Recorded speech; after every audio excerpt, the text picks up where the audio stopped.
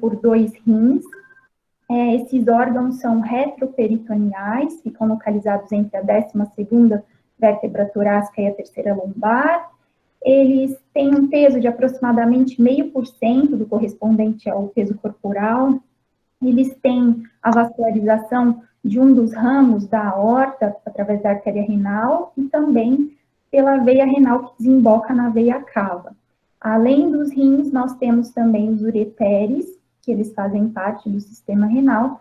Eles são responsáveis por direcionar a urina até a bexiga, onde ela fica armazenada, até ser expelida para o meio exterior pela uretra. Aqui um corte sagital, então, de um rim, né, com as suas principais estruturas, ressaltando as duas principais porções do rim, o córtex e a medula. Entre estas subdivisões, existe a unidade funcional do rim, que é o néfron. É nessa unidade funcional que acontecem a maior parte das funções renais, né? Quais são essas funções renais? Regulação e equilíbrio hidroeletrolítico, da pressão arterial. Vocês se lembram da teoria gaitoniana, em que o aumento da pressão arterial leva ao aumento da excreção de sódio e água, e isso retorna os valores de pressão arterial aos valores basais através da redução da volemia. Esse mecanismo é nominado ganho infinito. Existe também o controle ácido básico. O rim, ele tem a função da eliminação dos ácidos não voláteis, através da secreção de H+, reabsorção de bicarbonato filtrado, produção de novo bicarbonato. Além disso, o rim também participa da secreção, metabolismo e excreção de hormônios, como a eritropoetina, a renina, a conversão da vitamina D em sua forma ativa, a gliconeogênese e a excreção de substâncias. O rim, por ter esse alto gasto energético, essa demanda metabólica alta, e também pela sua própria função de filtração, ele recebe um débito cardíaco muito alto, de cerca de 20%. Então, em um adulto, em que há um débito cardíaco de aproximadamente 5 litros por minuto, isso corresponde, o fluxo sanguíneo renal corresponde a 1.200 ml por minuto.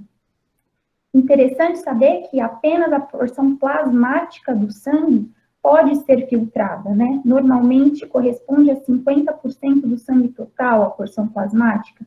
Então, nesse caso, o fluxo plasmático renal corresponderia a 600 ml.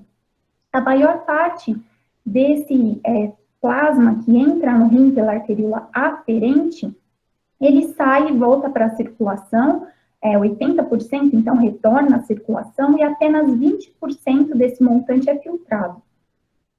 No entanto, apesar de apenas 20% ser filtrado, o ritmo de filtração glomerular, ou seja, o que é filtrado em ml por minuto, de 120 ml por minuto, corresponde durante o dia a 180 litros por dia. É um montante muito alto. E, apesar disso, a maior parte disso é reabsorvido. Então, desses 180 litros, 178 são reabsorvidos. E apenas 1,5 litro de urina é produzido. Em adultos, isso corresponde a 1 a 4 ml por quilo por hora, e em crianças, uma média de 2,4 ml por quilo por hora. O rim, ele participa da excreção dessas substâncias, principalmente a excreção das escórias nitrogenadas, que são produtos da degradação proteica, como amônia, ureia, ácido úrico, também participa da excreção de bilirrubina, metabólitos, hormônios, o excedente de água e eletrólitos e as toxinas ambientais. Como acontece esse processo de excreção renal, né, a formação da diurese? Ela é resultante da filtração menos a reabsorção mais a secreção. Então, a filtração, aquilo que cai da arteríola que entra pela arteríola aferente e é filtrado, cai no glomérulo, no espaço de Bowman, então segue para os túbulos, o túbulo proximal, a alça de Henle, o túbulo distal e o túbulo coletor, e então forma a diurese.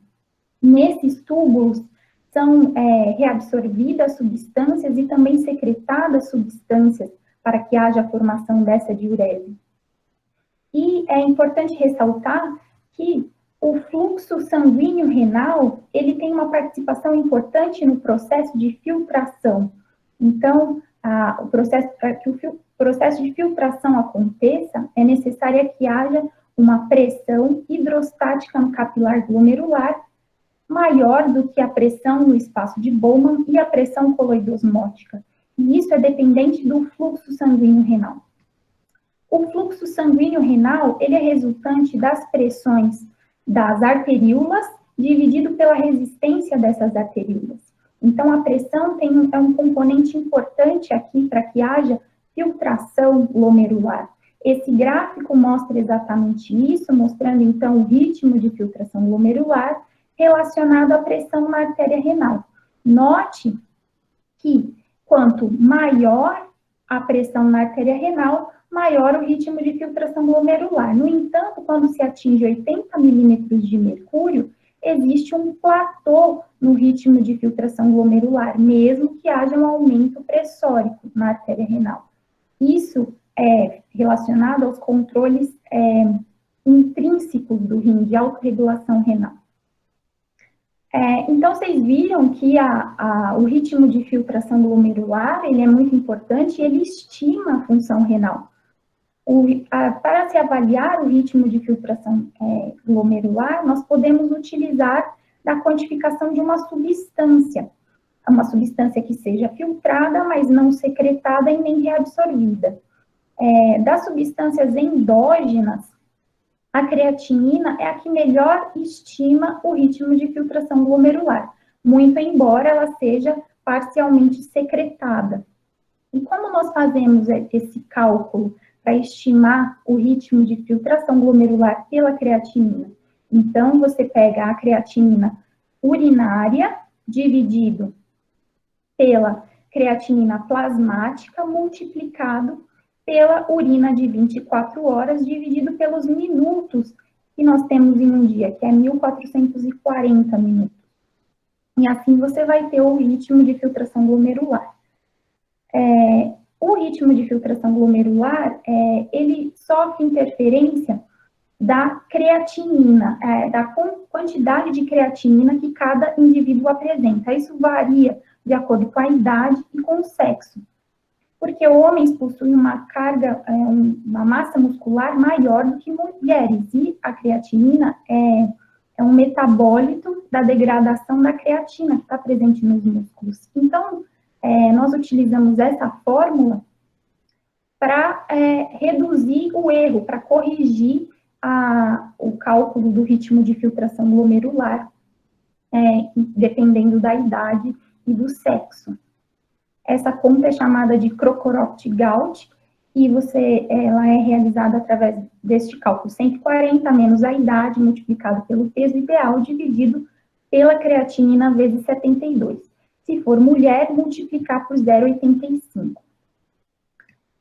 Então, após dar esse passeio sobre os conceitos fisiológicos relacionados ao rim, vamos entender o que causa a doença renal.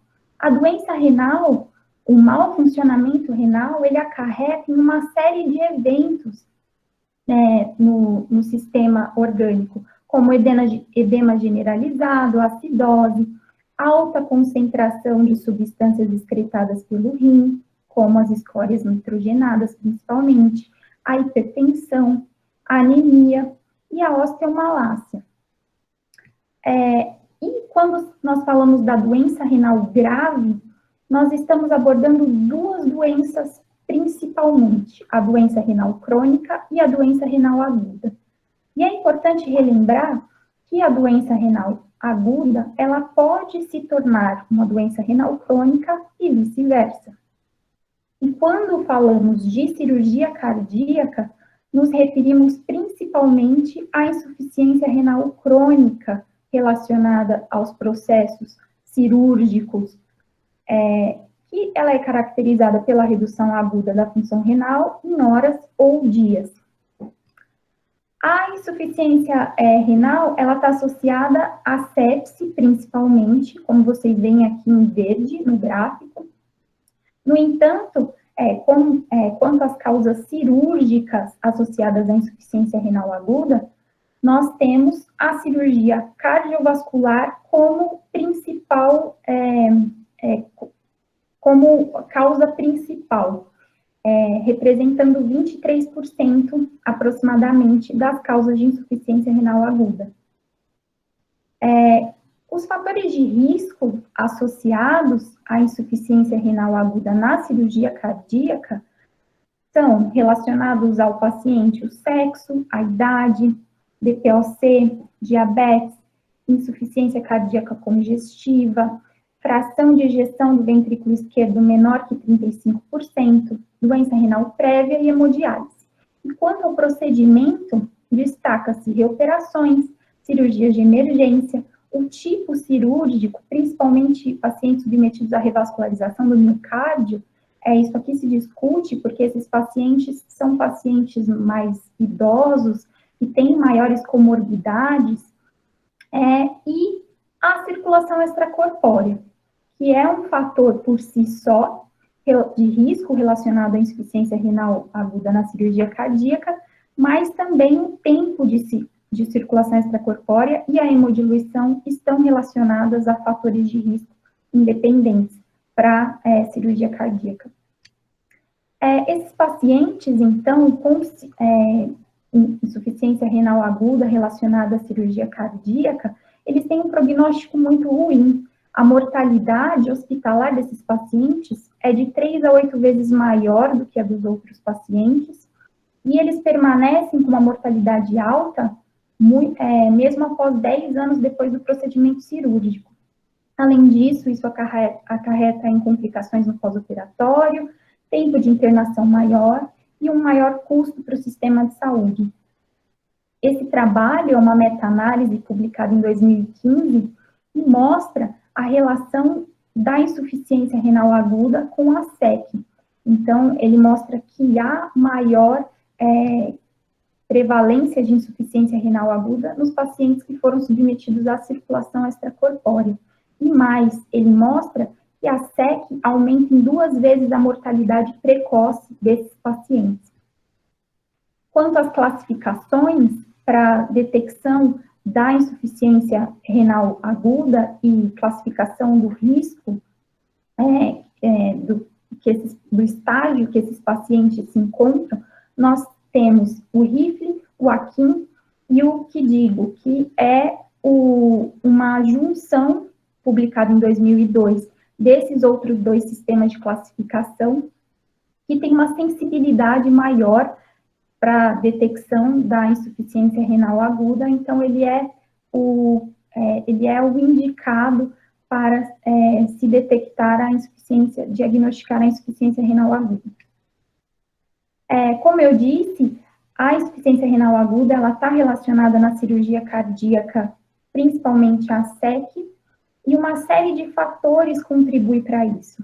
Essa revisão, publicada na Nature, em 2017, mostra alguns das vias associadas entre a SEC e a insuficiência renal aguda. Então, a SEC, ela ocasiona hemólise, que leva à produção de radicais livres, ela aumenta a inflamação e o estresse oxidativo, o baixo fluxo, baixa pressão, hipotermia, também está associada à insuficiência renal aguda. Os fatores neurohumorais, como ativação do sistema simpático, renina-angiotensina e vasopressina, todos eles causam uma vasoconstrição, o que diminui a entrega de oxigênio a nível renal, contribuindo assim para a insuficiência renal aguda. Além disso, nós temos o dano da isquemia e reperfusão, os fatores embólicos e genéticos e os agentes nefrotóxicos. Mas a entrega de oxigênio, como vocês viram, é uma das principais causas da insuficiência renal aguda, a diminuição dessa entrega de oxigênio. E esse trabalho em trial de perfusão guiada por metas para reduzir a insuficiência renal aguda, realizado por Hanucci em 2018, ele demonstra exatamente isso, que os pacientes que tiveram uma meta não tiveram um DO2 acima de 280 ml por minuto por metro quadrado, eles tiveram uma redução da insuficiência renal aguda no estágio 1, comparado aos outros. Mas o que é essa entrega de oxigênio? A entrega de oxigênio está expressa aqui nessa fórmula, e ela nada mais é do que o índice cardíaco multiplicado pela hemoglobina, vezes a saturação de oxigênio arterial, vezes essa constante, 1,34, mais o conteúdo de oxigênio no sangue.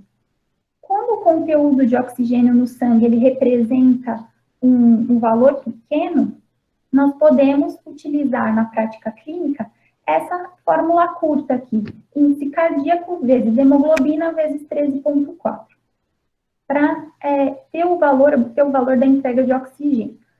Aqui eu fiz uma tabela para ajudar vocês também na prática clínica, demonstrando, então, que o hematócrito, a hemoglobina, que é a divisão do hematócrito por 3, e o índice cardíaco, e aí você pega esse índice cardíaco, que é para manutenção de um DO2 a 280 ml por minuto por metro quadrado, multiplica pela superfície corpórea e vai para o fluxo, como eu fiz aqui. Uma das formas, de melhorar a entrega de oxigênio é através do aumento da hemoglobina, do aumento do hematócrito. Nesse sentido, as transfusões muitas vezes são necessárias. No entanto, as transfusões por si, elas causam efeitos deletérios ao rim, devido à reação do antígeno-anticorpo, choque circulatório e hemoglobina livre, que causa necrose tubular aguda. Estratégias como a autorrecuperação sanguínea, a lavagem das bolsas, pode atenuar esses efeitos deletérios e até reduzir a necessidade de realização de concentrados de hemácia. Então, é necessário se pensar que tanto a transfusão quanto a anemia têm efeitos deletérios para o rim, para a perfusão tecidual como um todo. E deve-se conversar com a equipe e escolher a melhor estratégia para se manter um DO2 acima de 200 ml por minuto por metro quadrado. Além do fluxo e da hemoglobina, é importante ressaltar que a pressão, ela tem um mecanismo importante também na prevenção de insuficiência renal aguda.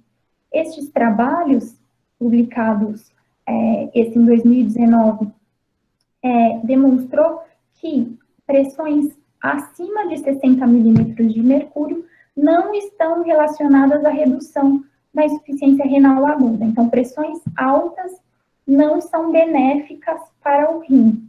No entanto, esse outro trabalho publicado em 2002 demonstrou que pressões abaixo de 60 milímetros de mercúrio estão relacionadas a pior prognóstico renal.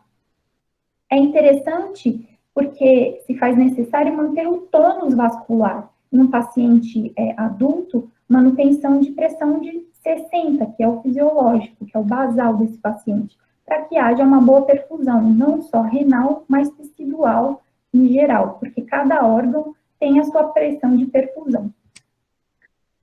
Para a manutenção dessa pressão de perfusão, é considerado, inclusive, o uso de vasopressores. Esse trabalho, realizado por Lawrence em 2019, mostrou que o uso de vasopressores no choque, lembrando que a SEC é uma condição de choque controlada também, pode ser benéfico para reduzir insuficiência renal aguda.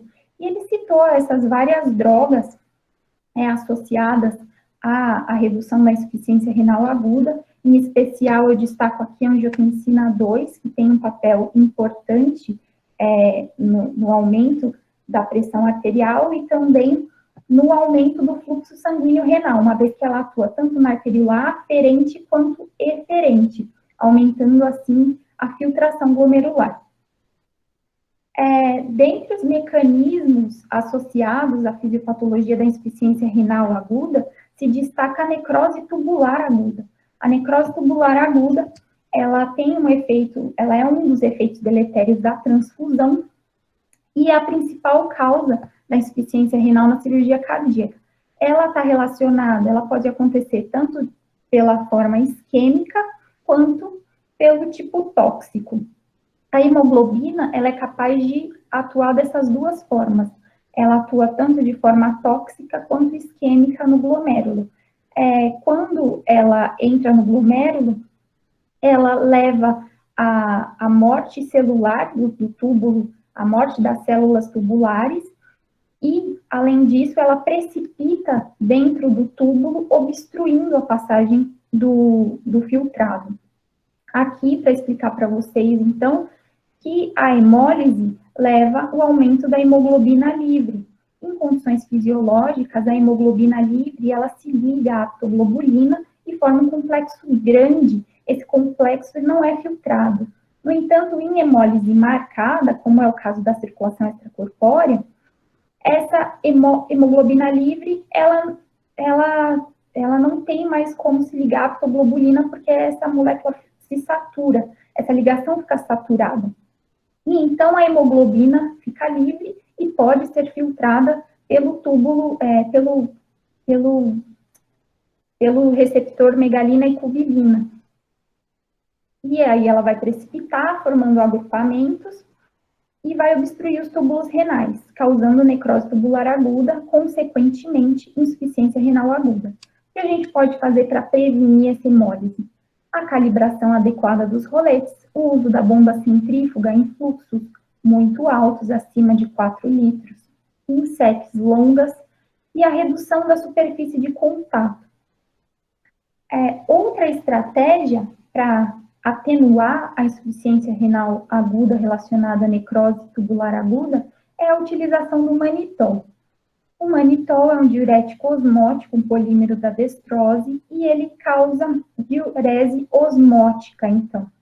Ele faz uma lavagem nos túbulos renais, prevenindo que a hemoglobina livre se precipite e obstrua esses túbulos. Além do manitol, nós temos outras drogas que têm um potencial benefício na cirurgia cardíaca, como a angiotensina 2, que já falamos, a dopamina, o fenaldopan e a N-acetilcisteína, só que essas abordagens são coadjuvantes. Nenhuma delas reduziu a ocorrência de insuficiência renal em cirurgia cardíaca em estudos clínicos fase 3. E além das drogas já conhecidas nefrotóxicas, nós temos outras drogas que demonstraram um efeito deletério renal, como é o caso da protinina e do inibidor da enzima conversora de angiotensina.